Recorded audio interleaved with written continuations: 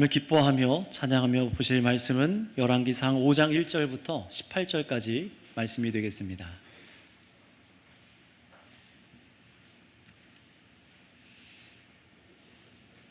자, 여러분들 열왕기상 이 5장 다 읽어오셨지요? 아멘. 네. 혹 오늘 또 못 읽은 분이 계시다면은 그 뒤에 이어지는 말씀을 꼭 다음 주까지 또 읽고 함께 말씀을 가까이 하시길 바랍니다. 자, 1절부터 18절까지 저 한 절 여러분 한 절 돌아가면서 읽도록 하겠습니다. 솔로몬이 기름 부음을 받고 그의 아버지를 이어 왕이 되었다 함을 두로왕 히람이 듣고 그의 신하들을 솔로몬에게 보냈으니 이는 히람이 평생의 다윗을 사랑하였음이라. 당신도 알거니와 내 아버지 다윗이 사방의 전쟁으로 말미암아 그의 하나님 여호와의 이름을 위하여 성전을 건축하지 못하고 여호와께서 그의 원수들을 그의 발바닥 밑에 두시기를 기다리셨나이다. 이제 내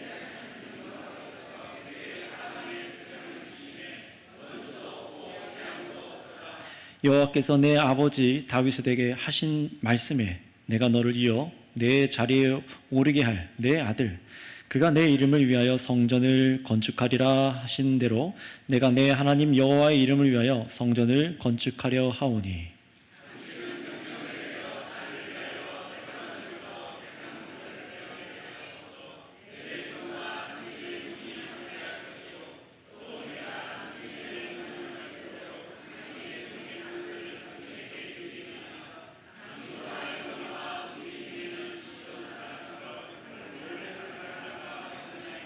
히람이 솔로몬의 말을 듣고 크게 기뻐하여 이르되 오늘 여호와를 찬양할지로다. 그가 다윗에게 지혜로운 아들을 주사 그 많은 백성을 다스리게 하셨도다 하고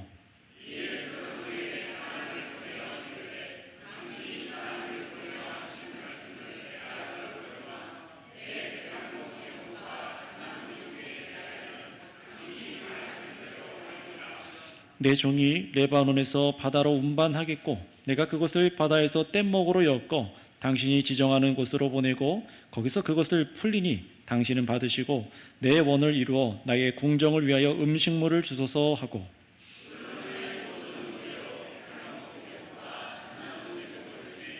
솔로몬이 히람에게 그의 궁전의 음식물로 밀 2만 고루와 맑은 기름 20고루를 주고 해마다 그와 같이 주었더라.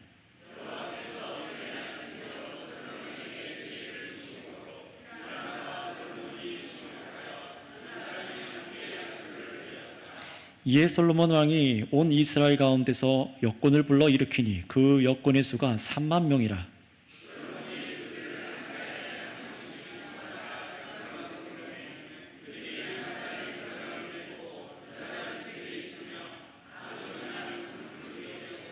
솔로몬에게 또 짐꾼이 7만 명이요 산에서 돌을 뜨는 자가 8만 명이며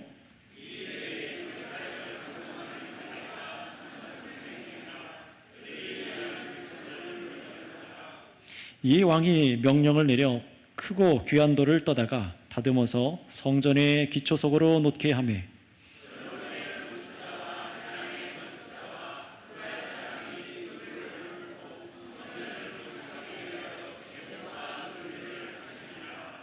아멘.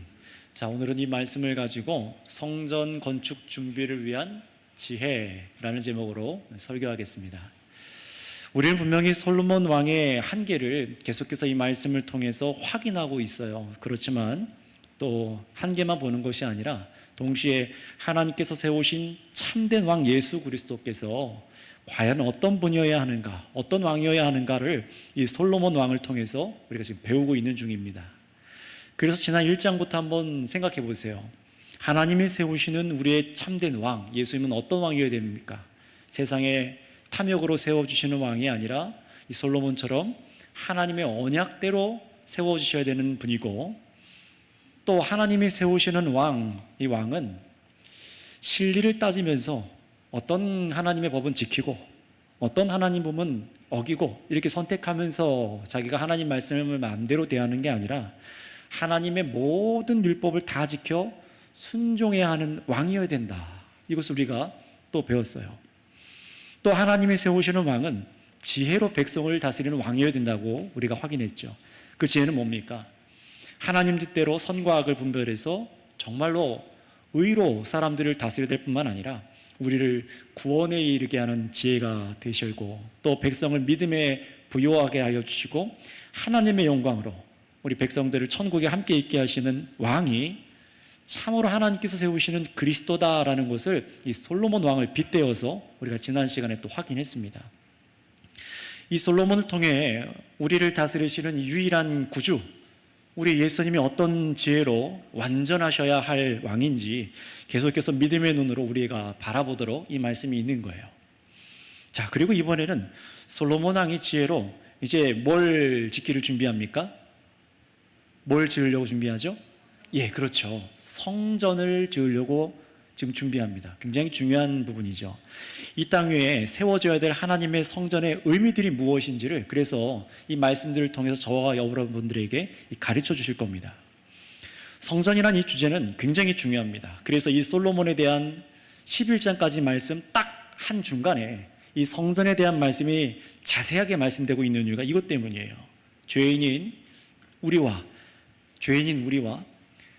거룩하신 하나님께서 함께 하시는 이 성전의 중요성, 이것은 앞으로도 계속해서 우리가 확인하겠지만 우리가 하나님과 동행하기 위해서 이 성전에 대한 성경적인 이 바른 진리의 지식에 여러분들이 늘 민감하게 깨어 있으셔야 됩니다. 왜 그런지 이 설교를 통해서 쭉 다 듣고 나면은 더 알게 되시겠지만, 오늘 그 중에 특히 오늘은 솔로몬 왕이 지혜로 성전을 건축하기 위해서 이 준비하는 과정들을, 이 말씀을 들으시면서 여러분, 오늘날이죠. 현재 오늘날 우리의 성전을 짓는 준비는 어떠해야 하는가? 우리의 성전을 짓기 위한 준비는 어떠해야 되는가 생각하시면서 여러분 그 답을 찾고 여러분도 성전을 짓기 위해 필요한 지혜가 무엇인지를 바르게 믿고 또 준비되어 있기를 바랍니다. 자, 여기 에어컨 좀 기초하신 분들 1층에 많이 계신데 2층에 많이 계신데 밑에 것만 좀 줄여주셨으면 좋겠어요. 바람 세기나 온도를요. 위에 건 틀어놓으셔도 괜찮습니다. 자, 그렇다면 여러분 한번 제가 질문 드릴 테니까 한번 입으로 소리는 내지 마시고 속으로만 한번 답을 해보세요. 성전 건축을 위해 필요한 지혜란 무엇일까요? 성전 건축을 위해 필요한 지혜란 무엇일까? 여러분도 한번 속으로 지금 탁 떠오르는 것이 있을 텐데 성전 건축을 위해 필요한 지혜가 무엇인지 한번 각자 한번 생각해 보시면서 한번 들어보시기 바랍니다. 자, 이 솔로몬 왕은요, 성전 건축을 위한 지혜로 가장 먼저 떠올린 것이 무엇이었냐? 어떤 것이냐? 가장 좋은 건축 재료를 공급할 수 있는 사람이었습니다. 바로 오늘 말씀에 나오는 1절에 나온 다른 이방 나라 이 두로라는 나라의 왕 히람이 떠오른 거예요. 솔로몬이 이 다윗 왕을 이어서 온 이스라엘의 왕이 되었다는 이 소식을 듣고 나서 이 두로 왕 히람은요, 신하들을 이제 이스라엘의 솔로몬에게 보내서 축하하죠. 두로 왕 히람이 왜 그랬냐? 1절 보시면은 이는 히람이 평생에 이 솔로몬의 아버지 다윗 왕을 사랑하였기 때문이다라고 말합니다. 이 정치적으로 이 두 나라가 또 군사적으로 다윗과 히람이 서로 잘 협력했기 때문만이 아니라 다윗과 서로 우호적인 마음, 정말 그런 마음을 갖고 있었기 때문입니다. 하나님이 함께 하시는 다윗에 감동돼서 그를 사랑했던 거예요. 그래서 자신이 기뻐하였던 그 다윗 왕이 그 아들을 하나님께서 이스라엘에 정말 기름 부음 받은 왕으로 세웠다는 것을 듣고 정말 신하들을 보내서 축하하고자 하는 기쁜 마음이 이 두로 왕 히람에게 있었던 거예요. 자, 그런데 솔로몬은 여기서 이 기회를 놓치질 않아요. 지혜를 발휘하기 시작합니다. 아버지 다윗이 그토록 원했지만 이 전쟁 중이라서 성전을 지을 수가 없었고 이제 전쟁이 그치고 원수가 없는 태평한 시대가 왔기 때문에 성전을 지을 적기이다, 성전을 지을 만한 시대이다 라고 그렇게 쭉 이 히람 왕한테 설명을 합니다.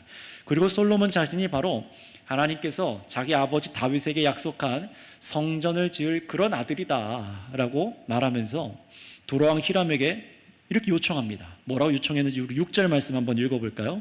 본문 5장 6절입니다. 시작.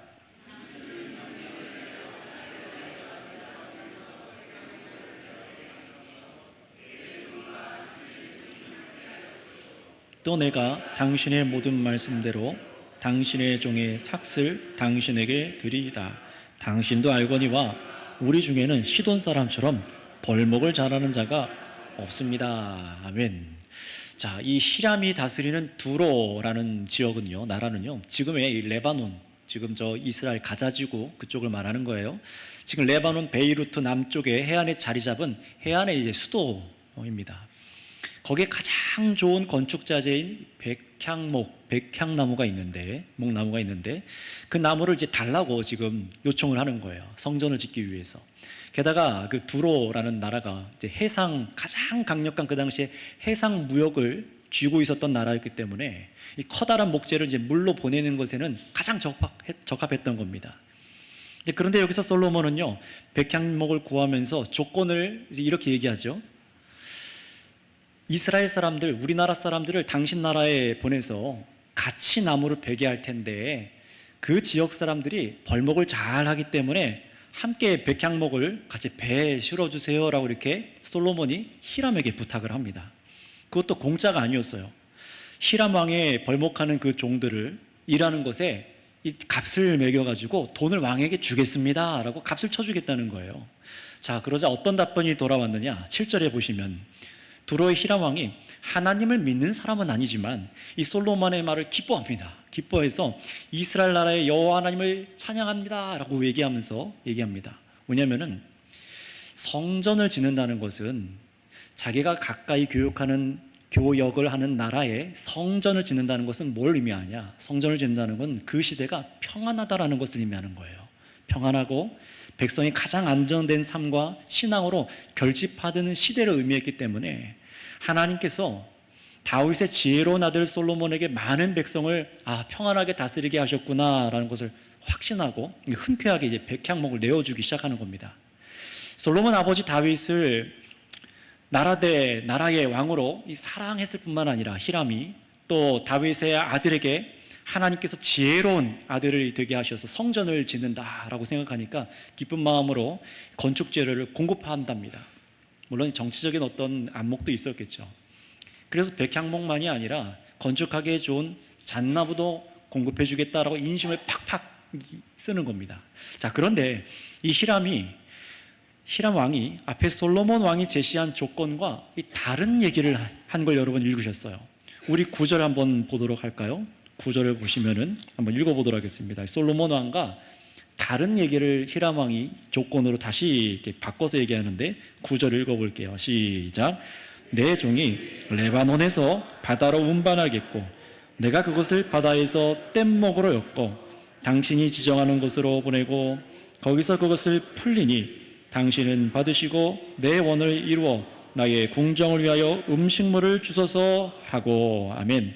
솔로몬은요, 앞에서 이스라엘 사람들이 직접 가서 두로 나라의 종들과 같이 일합시다 라고 했지만 이 히람 왕은요, 아니래요.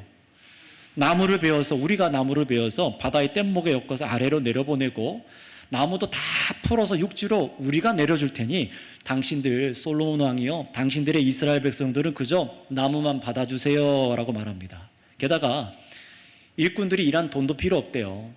값을 쳐주지 말고 그냥 나의 왕궁에 음식을 좀 주세요 라고 그렇게 간청을 합니다. 자, 이것은요, 해석에 몇 가지 여지들이 있지만 이 두로 왕 히람은요, 자신이 돈을 받고 일하는 솔로몬 손에 부림받는 그런 나라가 아니라, 삭슬 받고 일하는 그런 나라가 아니라 다윗 왕을 사랑했고 솔로몬의 하나님을 찬양하는 이런 동등한 입장에서 성전을 짓는데 협조하려고 하는 마음이 있는 겁니다. 그냥 이용당하고 돈 받고 일하는 그냥 그런 종속된 사람들이 아니라는 것이죠. 자, 그리고 한편으로는 두로의 입장에서는요, 어떻습니까? 벌목하는 이 고급 기술을 이스라엘에게 내주게 되는 꼴이기도 하죠. 그건 두로 나라의 경쟁력이 약해지는 결과가 되기 때문에 이 두로의 히람 왕도 좀 머리를 쓴 것 같이 보입니다. 여기서 솔로몬 왕은요, 히람 왕의 요청에 따라서 이렇게 한 발 물러서요. 그래서 11절에 보시면 두로 왕에게 매년 음식을 보내는데 그 양이요, 어마어마합니다. 제가 또 이걸 요즘 단위로 계산된 걸 찾아서 보니까 이 밀만 무게로 따지면 한 번에 3,000톤 가까이 되는 양이에요. 그러니까 1년에 한 번씩 3,000톤, 기름도 그와 같이 어마어마한 양을 보내는 겁니다. 그래서 히람 왕이 요구한 조건대로 일이 순조롭게 되어서 어떻게 합니까? 성전에 필요한 고급 재료를 준비하는데 어려움이 없게 된 거죠. 성경은요, 이것을 두고 12절에서 여호와께서 말씀대로 솔로몬에게 지혜를 주셔서 히람과 솔로몬이 두 사람이 친목하고 두 사람이 약조를 맺어서 일이 진행되었다라고 그렇게 결론을 맺습니다. 자, 그런데 13절부터 16절에 보면은요, 독특한 점이 이제 성경에서 나오기 시작합니다. 자, 우리 다시 천천히 13절부터 16절까지 말씀을 한번 천천히 읽어보시면서 이상한 게 없는지 한번 확인해 보시기 바랍니다. 시작. 이에 솔로몬 왕이 온 이스라엘 가운데서 역군을 불러 일으키니 그 역군의 수가 3만 명이라. 솔로몬이 그들을 한 달에 10,000명씩 번갈아 레바논으로 보내매 그들이 한 달은 레바논에 있고 두 달은 집에 있으며 아도니람은 감독이 되었고 솔로몬에게 또 짐꾼이 7만 명이요 산에서 돌을 뜨는 자가 8만 명이요 이 외에 그 사역을 감독하는 관리가 3,300명이라. 그들이 일하는 백성을 거느렸더라. 자, 여기까지만 보겠습니다. 보세요. 성전을 짓기 위해서 짐꾼이 15절 몇 명이요? 7만 명. 그렇죠. 또 산에서 돌을 잘라서 옮기는 자가 몇 명이요? 8만 명. 몇 명입니까? 도합. 어마어마하죠. 근데 거기에 감독하는 관리만 3,300명이랍니다. 어마어마한 대공사예요. 엄청난 인원이 동원이 된 겁니다. 자, 그런데 더 눈에 띄는 점이 있어요. 앞에 13, 14절을 보시면은 또 다른 3만 명의 일꾼이 선택됐는데 이게 뭘 하는 사람들이라고 합니까? 히람 왕이 앞에서 분명히 나무는 우리들 자신들 종을 통해서 잘라보내겠다라고 말을 했는데도 불구하고 이 솔로몬 왕은요, 이스라엘에서 매달 10,000명씩 노동자를 계속해서 히람에 있는 레바논으로 보내는 겁니다. 같이 나무를 자르게 한 거예요. 3만 명을 준비해서 10,000명씩 세계조를 만들어서 한 달에 10,000명씩 레바논을 보내고 나머지 2만 명은 그동안 본국으로 돌아와서 집으로 돌아와서 일하게 만들었어요. 이렇게 해서 벌써 좀 이상하지 않습니까? 히람은 이스라엘 노동자들이 자기들 나라에 오는 것을 원치 않았는데도 불구하고 이 솔로몬 왕은 이를 무시하고 자기 사람들을 레바논으로 보낸 겁니다. 여기에는 몇 가지 해석이 있어요. 솔로몬이 도움을 받고 동등한 입장에서 성전을 짓는 게 아니라 오히려 어떤 겁니까? 자기 자신, 솔로몬이 원하는 대로 어느 나라든지 다스리고 있다는 인상을 일부러 주는 것으로 그렇게 해석을 합니다. 누가 위냐라는 이 보이지 않는 정치적인 싸움이 줄다리기가 여기 있던 겁니다. 그래서 일부 신학자들이 이 솔로몬의 결정이 정말로 지혜로운가? 정말로 이게 하나님께서 주신 지혜를 바르게 사용한 것인가? 비꼬는 용도로 기록한 것 아니냐라고 그렇게 의문을 던지기도 합니다. 왜냐하면 지금 솔로몬은 하나님의 지혜를 가지고 성전을 짓기 위해서 한 것이 뭡니까? 건축 물자를 준비하는데 다른 나라와 정치적인 줄다리를 하고 있어요. 또 이스라엘 나라의 물자가 과도하게 다른 나라로 매년 빠져나가죠. 음식으로. 마치 역전돼서 조공이 받쳐지는 것처럼 그런 일이 일어나는 겁니다. 게다가 엄청난 숫자의 노동자가 동원이 돼서 힘겨운 노동이 오랫동안 나라에 있어야만 했던 것이죠. 뭔가 이상한 겁니다. 물론 솔로몬이 이 자신의 지혜로 이 모든 일들을 오차없이 착착착 돌아가게 만들어서 마지막 17절, 18절에 보면은 귀한 돌들을 떠다가 성전의 기초석으로 놓을 수 있게 되었고 또 이스라엘과 히람이 다스리는 그 지역에 그발 사람들이 와서 성전 건축을 위해 나무 재료와 돌들을 다 미리 다듬어서 한쪽에 재료를 착착착착 잘 갖춰놓을 수 있게 되었다고 말을 하는 거예요. 그래서 나중에 성전을 보면은 가서 이 망치 소리, 못이 들어가는 소리, 그런 소리가 안 나요. 그냥 탁탁 연결하는 차분한 중에 성전이 만들어지게 합니다. 자, 그렇다면 여러분 여기서 우리는 이제 이 성전 건축 준비를 위한 지혜가 어떤 식으로 사용되었는지를 이제 따져볼 필요가 있어요. 우선 좋은 면을 한번 생각해 볼게요. 좋은 면은 하나님의 성전을 다른 나라를 어떻게 했어요? 칼로 치고 무력으로 겁박해서 재료를 빼앗거나 노동력을 빼앗지 않고 지었다는 겁니다. 그러니 하나님이 허락하신 성전은 다른 나라를 침략하고 빼앗아서 힘으로 세워지는 성전이 아니다라는 것을 이 솔로몬을 통해서 지금 보여주는 것이죠. 중요한 것이죠. 또 솔로몬은 지혜대로 성전 건축을 준비하는데 이 화평의 방법을 사용했어요. 그것이 하나님께서 다윗 시대 대신 솔로몬의 손을 통해 하신 이유였죠. 평안한 시대 가운데 지어지게 하였어요. 하나님의 성전은 그러니 결코 다른 이방 나라를 침략해서 얻은 폭력으로 세워지는 것이 아니어야 했다는 겁니다. 그러나 그 당시에 그 어떤 나라도 성전이 그런 식으로 세워지지 않았어요. 다 침략하고 빼앗고 전쟁에 승리해서 그렇게 자기 신에게 바쳐지는 성전이었기 때문에 이스라엘의 성전은 아주 독특했던 겁니다. 솔로몬이 칼로 두로라는 나라를 짓밟아서 빼앗은 게 아니라 오히려 두로 지역에서 나지 않는 그 음식들, 밀과 이 고급 기름들을 제공해서 화평한 중에 이 성전이 건축되도록 준비했다는 거예요. 그래서 이 솔로몬을 통해서 성전 건축을 준비하는데 또 한 가지 알게 되는 중요한 특징이 뭐냐? 하나님은 자기의 성전, 이 하나님의 성전은 이방 나라와 함께 합력해서 세워지게 하셨다는 겁니다. 아주 독특한 지점이죠. 이방 나라와 함께 합력해서 세워지는 평화가 이루어지는 집이 바로 성전이다라는 것을 오늘 말씀을 통해 보여주는 거예요. 정말 놀라운 부분입니다. 생각해 보세요. 하나님의 집이라고 하고 하나님의 이름을 위해 짓는 거룩한 성전이 이 선택된 이스라엘 백성들로만 지어지는 게 아니라 이방 나라요. 이방 다른 나라 우상들을 섬기는 다른 나라 사람들이 함께 했다는 것은 굉장히 놀라운 일입니다. 오늘날 우리에게 시사하는 것이 있는 것이죠. 자, 여기까지가 긍정적이고 좋은 부분이었다면 지혜를 바르게 사용한, 이번엔 반대로 성전 건축 재료를 준비하면서 이 솔로몬이 보여준 지혜의 한계, 그 한계를 좀 말해 볼게요. 화평의 조약을 맺고 성전 건축 준비를 했지만 문제가 있었죠. 이방 나라와 아주 화평한 관계로 성전이 지어진 것만은 아니었어요.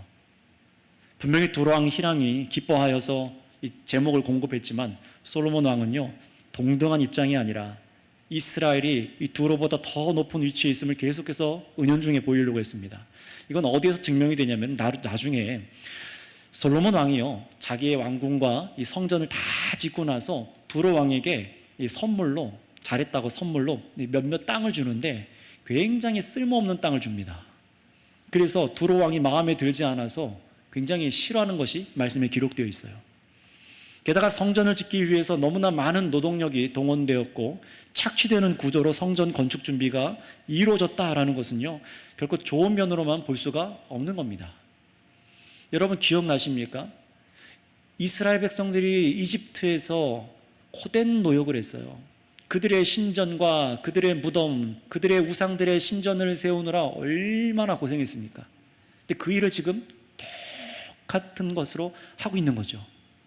자, 그렇다면 이런 솔로몬의 지혜로 성전이 건축되는 지혜의 좋은 긍정적인 부분과 부정적인 부분을 여러분 같이 한번 생각하면서 중요한 건 이거예요. 오늘날 그렇다면 우리에게 어떻게 적용할 것인가 생각해 보세요.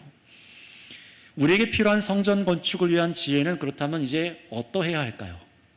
우리는 성전 건축 하면은 애석하게도 성경을 바르게 연구하지 않았던 경우들 때문에 많은 분들이 성전 건축하면은 뭘 먼저 떠올립니까? 이 예배당, 교회 예배당 건축물을 건축하는 것부터 생각을 합니다. 몇 평으로 할지, 어떻게 올릴지, 어떤 구조로 할지 그것부터 생각을 하죠. 돈은 어디서 끌어모을지 등등등등 많지 않겠습니까? 물론 교회가 모이는 이 예배당 건축물을 건축하기 위해서도 이 복음적인 시각의 지혜도 분명히 필요합니다. 세상과 똑같은 생각으로 지었다가는 큰일 나죠.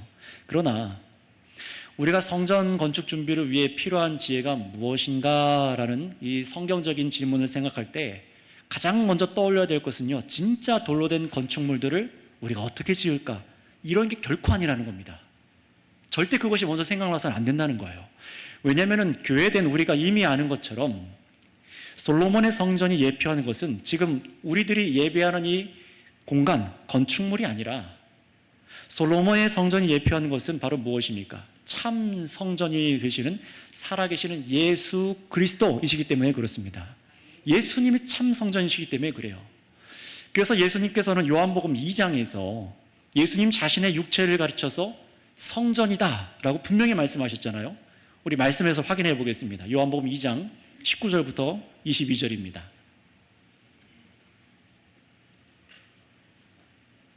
시작. 예수께서 대답하여 이르시되 너희가 이 성전을 헐라. 자 보세요.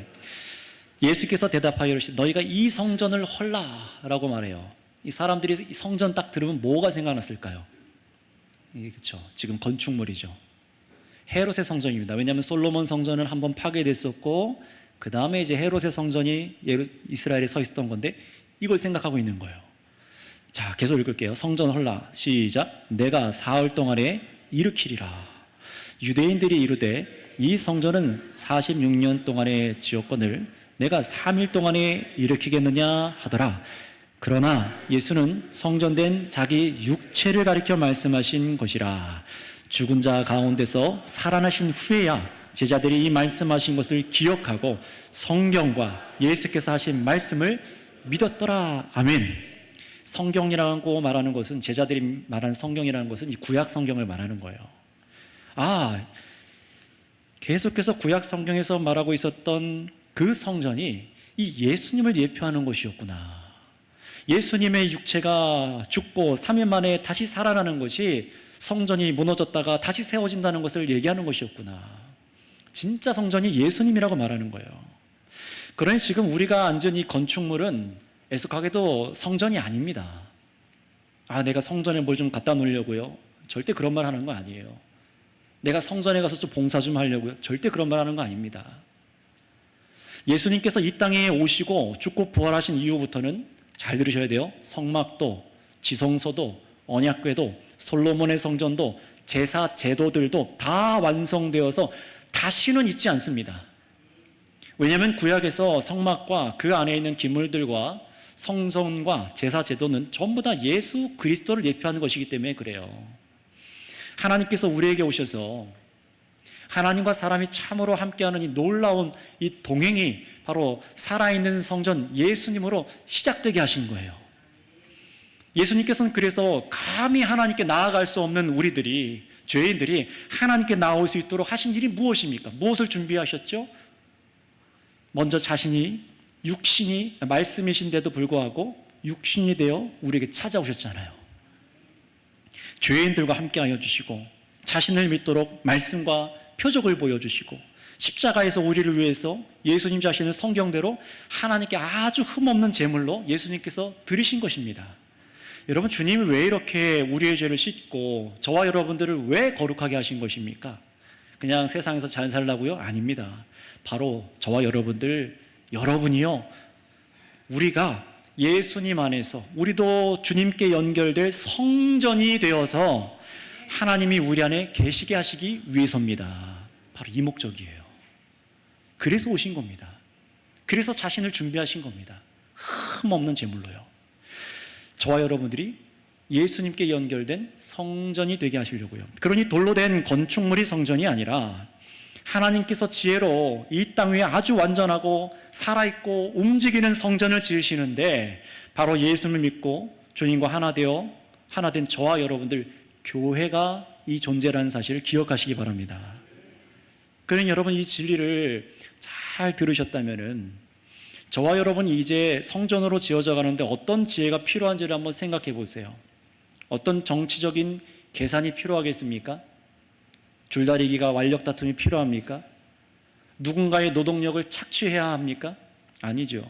하나님께서는 자신이 임재할 예수 그리스도의 성전으로 함께 지어져 갈 저와 여러분들 교회를 위해서 자기 아들을 십자가에 죽게 하셨습니다. 그게 하나님께서 성전을 짓는 지혜였어요. 그 일을 위해서, 그 일을 우리에게 가장 귀한 일로 바라보게 하셨잖아요. 다시 말하면 우리가 교회로 지어져 가기 위해 필요한 지혜는 단 한 가지, 예수님의 십자가라는 것입니다. 예수님의 죽으심이라는 겁니다.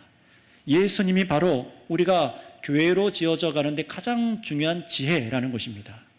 왜 그런지, 하나님의 성전이시며 교회가 무엇인지 가장 잘 보여주는 에베소서 말씀을 들으면서 한번 이제 정리해 보세요. 우리 에베소서 2장 11절에서 22절, 성경을 펼 수 있는 분들은 펴시고, 좀 어려우신 분들은 앞에 화면을 보셔도 되는데 제가 중간중간 끊어서 좀 설명을 할 겁니다.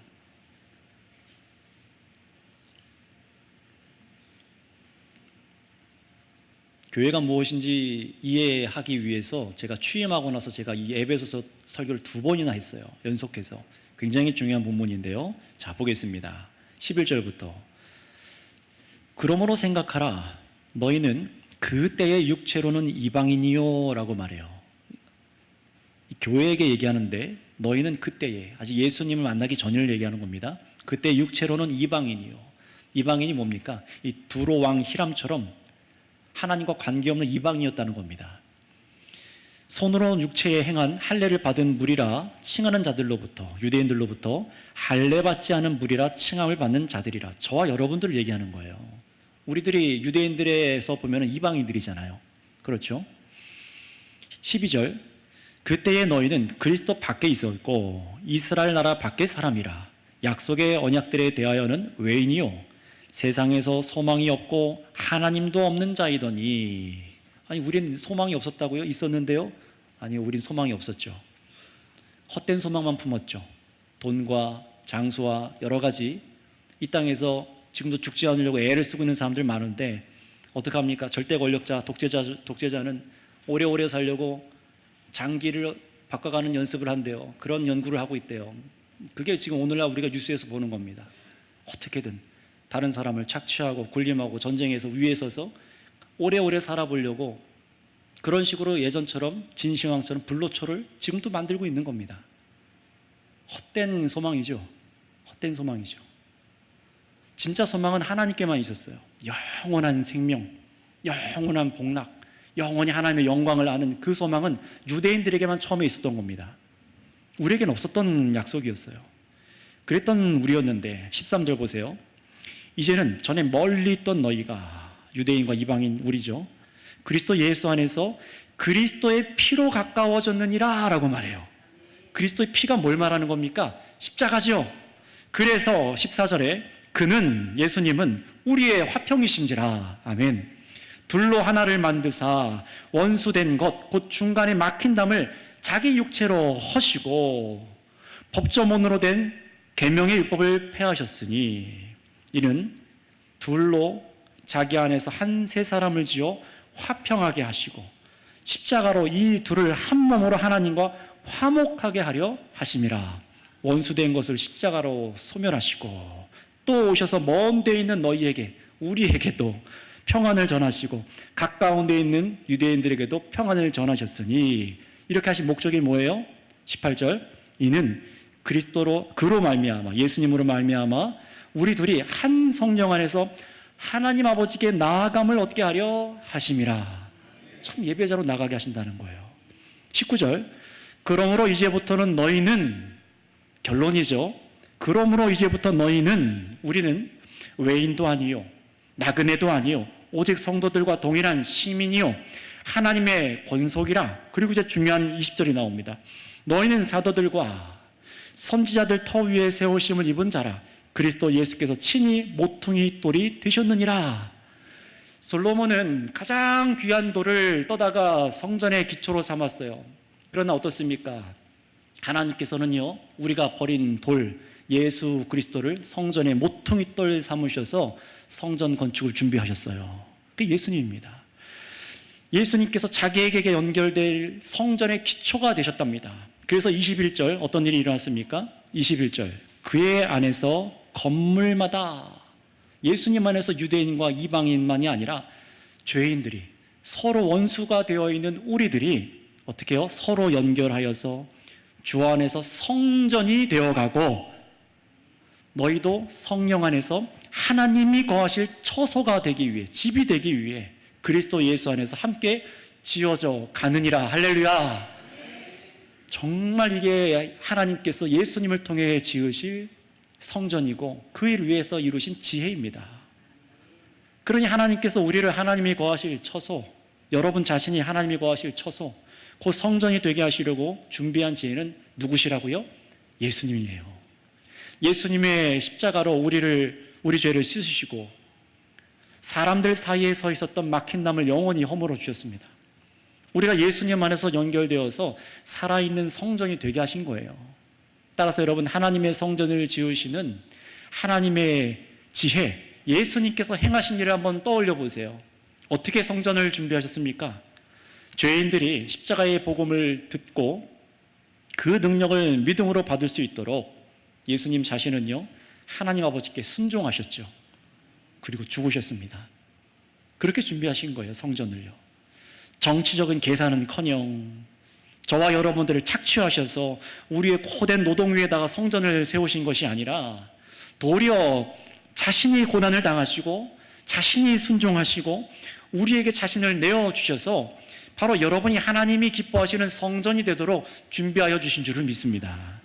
그러니 여러분, 교회인 우리가 성전을 건축한다라고 할 때 성전 건축은 여러분 각 개인이, 여러분 여기 계신 여러분 한 분 한 분이 바로 십자가에 죽으신 예수님을 더욱 믿는 일을 말하는 것입니다. 다른 것이 될 수가 없어요. 저와 여러분이 참 지혜로 자신을 다 내어주셔서 우리에게 성령을 주시는 예수님의 복음과 은혜를 깊이 알고 믿는 것이야말로 성전이 되어가는 것이에요. 꽤 된 일이지만 우리 선교교회 설립 기념 감사 예배 때 오셨던 우리 백석교단의 교수님, 김덕수 교수님이 오셔서 설교 때 하셨던 표현이 굉장히 많이 인상에 남아 있는데요. 저는요, 뭐라고 말씀하셨냐? 우리는, 교회는 죽을 때까지 하나님이 영원히 거하실 성전으로 건축되어 가는 거라고 하셨어요. 죽을 때까지 계속해서 건축되어 간대요. 이 땅의 성도들이 참으로 하나님 아버지와 아들 예수님께서 이 땅에 다시 오실 때까지 우리가 거룩한 성전으로 지어져 가는 것이 바로 우리 그리스도인들의 인생이라는 것입니다. 다른 것을 지으려고 하는 게 우리의 목적이 아닌 거예요. 이 땅에다가 번듯하고 저 푸른 초원 위에다가 집을 짓고 사는 게 우리의 목적이 아니라 하나님이 임재하실 거룩한 성전으로 지어져 가는 것이 우리의 인생의 목적입니다. 우리 젊은이 청년들도 기억하세요. 여러분들이 공부하고 전공을 배우고 직장에 취업하고 돈을 버는 이유가 뭡니까? 결혼하는 이유는 뭔가요? 연애는 왜 하죠? 거기에 대한 답이 여기과 이 말씀과 연결되어지지 않으면 지금 뭔가 방향을 잃어버리고 있는 거예요. 잘 기억하셔야 돼요. 계속해서 우리가 지어져 가는데 필요한 지혜는 세상 능력이 아닙니다. 얼마나 많은 돈을 모을 수가 있느냐가 그게 지혜가 아니에요. 우리가 동원할 수 있는 노동력이 얼마나 되느냐, 우리 선교교회가 얘기만 하면 어떤 지자체들이 움직일 수 있게 만드냐, 그게 아니에요. 일평생 가장 큰 교회 예배당을 짓는 게 우리 목적이 아니에요. 그건 성전 건축도 아니고 솔로몬의 성전을 크게 오해하고 하는 말입니다. 성도들을 착취하고 돈을 다 갖다 바치게 하고 건물의 이권 다툼이 일어나고 재산권 다툼을 하며 규모를 자랑하는 그런 공동체를 만약에 꿈꾸고 있다면 우리는 잘못된 길을 가다가 솔로몬의 성전처럼 파괴돼 버릴 겁니다. 따라서 우리가 이제도 앞으로 생각하고 또 추구해야 될 성전 건축할 지혜는 뭡니까? 예수님께서 우리를 하나님의 성전으로 지으시기 위해 무슨 일을 행하셨는가? 그 말씀을 평생에 우리가 알기를 힘쓰고 그것이 여러분의 능력이 되도록 말씀을 듣고 세례와 성찬과 기도로 주어지는 우리 주님의 은혜로 성전으로 지어져가는 모든 지혜가 예수님께 있습니다라는 것을 인정해야만 하는 것입니다. 그래서 계속해서 두로 왕과 이방 나라들이 하나님의 성전을 짓는데 그렇게 합력해서 함께 했던 것처럼 여러분, 우리는요, 마지막 날 정말 하나님의 성전으로 우리가 완공될 때까지, 저와 여러분들이 완공될 때까지 많은 사람들에게 복음이 증거되어서 그들도 예수님 안에서 계속해서 함께 지어져 가길, 성전으로 지어져 가길 힘써야 하는 것입니다. 우리가 전도하는 이유는 여기에 있는 거예요. 우리 교회 빈자리를 채우려고 하는 것이 아니라 같이 성전으로 지어져 가기 위한 것입니다. 그 방법 역시 어떠해야 되겠습니까? 힘으로, 폭력으로, 정치적인 계산이 아니라 우리의 화평이신 예수님의 십자가 사랑으로 복음이 증거되는 지혜가 필요하겠지요. 단지 사람을 끌어모으기만 한다는 얄팍한 계산이 우리에게 있어서는 안 되겠습니다. 등록카드만 쓰게 만들면 다 되는 것처럼 재미있는 공연을 하고 유명인을 불러서 행사하는 것이 아니라 바로 여러분 자신이 예수님이 우리를 예수님의 형상대로 새롭게 지어주시는 그 모습이 나타나서 주님이 내 안에, 정말 내 안에 하나님이 계신 것을 삶으로 보여줄 수 있어야 되는 겁니다. 그것은 사랑밖에 없습니다. 그리스도의 사랑밖에 없습니다. 복음이 복음답게 그들에게 들려지도록 여러분이 평화의 도구가 되어서, 주님 손에 들려있는 도구가 되어서 다른 사람이 성전되게 하시는 지혜, 예수님을 같이 바라보도록 하는 지혜가 우리들에게 무장되어 있어야 된다는 거예요. 평생에 훈련되어야 된다는 것이죠. 그래서 또 믿지 않는 사람을 깔보거나 우습게 여기는 거만한 태도가 없어야 되겠죠. 가끔 뉴스에서 봅니다. 커다란 대형교회 목사가 이렇게 막 안 믿는 기자들을 이렇게 얼마나 막 하는지 막 입에 담기도 그래요. 그런 태도는 우리에게 버려야 됩니다. 솔로몬이 두로 왕을 진실하게 대하지 못했던 것처럼 여러분 우리 또한 그래서는 안 됩니다. 예수님께서 죄인의 친구가 되어주셨고 목숨을 내어주신 것과 또 서로의 발을 닦아주라 라고 명령하신 것처럼 우리는 서로 낮아져서 예수님의 지혜로 무장되며 준비해야 됩니다. 그 지혜가 무장되어야 되는 거예요. 어떻게 우리가 서로를 죄를 덮어주고 사랑하고 용서하고 내가 대신 그 희생을 할 수 있을까? 주님께 구해야 되는 것이겠죠. 그런 기도를 얼마나 하고 있는가, 성도들이 얼마나 그 기도를 하고 있는가에 따라서 교회의 건강도는 달라지는 겁니다. 성도 여러분, 하나님의 성전은 지금 이 순간에도 예수님 안에서 점점 확장되고 있어요. 참 성전 예수님께 연결되어서 하나님의 집이 점점 커지는 중입니다. 그러나 솔로몬이 지은 성전의 재료가 딱 정해져 있었던 것처럼, 다음 주에 보시겠지만 딱 정해져 있었던 것처럼 예수님이 지으신 성전인 교회 역시 계속해서 무한히 커지진 않을 거예요. 그 수는요 정확하게 정해져 있습니다. 정말로 그런지 로마서 11장 25절을 볼게요. 제가 몇 명이라고 말할까 봐 걱정하지 않으셔도 됩니다. 로마서 11장 25절 말씀 한번 읽어볼게요. 로마서 11장 25절입니다. 시작. 형제들아 너희가 스스로 지혜 있다 하면서 이 신비를 너희가 모르기를 내가 원하지 아니하노니 이 신비는 이방인의 충만한 수가 들어오기까지 이스라엘 더러운 우둔하게 된 것이라. 아멘. 이 말씀 띄워놔 주세요. 보세요. 뭐라고 합니까? 형제들아 너희가 스스로 지혜 있다면서 이 신비를 꼭 알았으면 좋겠다. 어떤 겁니까? 이 신비는 이방인의 충만한 수가, 하나님의 결정해 놓으신 이방인의 충만한 수가 하나님의 자녀가 되기까지, 성전이 되기까지 저 이스라엘 유대의 민족들은 우둔하게 되었다라고 말을 하는 거예요. 하나님이 정한 숫자가 있다는 겁니다. 바로 이 말씀대로 하나님의 성전이 완성되기까지, 우리는 그 수를 정확히 몰라요. 14만 4천 명 그런 거 아닙니다. 절대 그런 거 속지 마세요. 이 말씀대로 하나님의 성전이 완성되기까지 우리는 그 충만한 수도 알 수 없고 헤아릴 수가 없습니다. 가려두셨어요. 하나님께서요. 선하신 목적을 위해서. 그러니 우리가 해야 될 것은 분명하죠. 하나님 아버지께서 이 세상에 예수님과 함께 오시는 그날 우리가 하나님의 성전으로 완성되기까지 여러분 자신을 사용하여 주시길 기도해야 된다는 겁니다. 정말 나를 사용하여 주시기를 원해야 된다는 겁니다. 내가 그런 성전이 되기를 원해야 된다는 겁니다. 근데 그 방법이 뭐라고요? 예수 그리스도세요. 그 지혜가 예수 그리스도세요.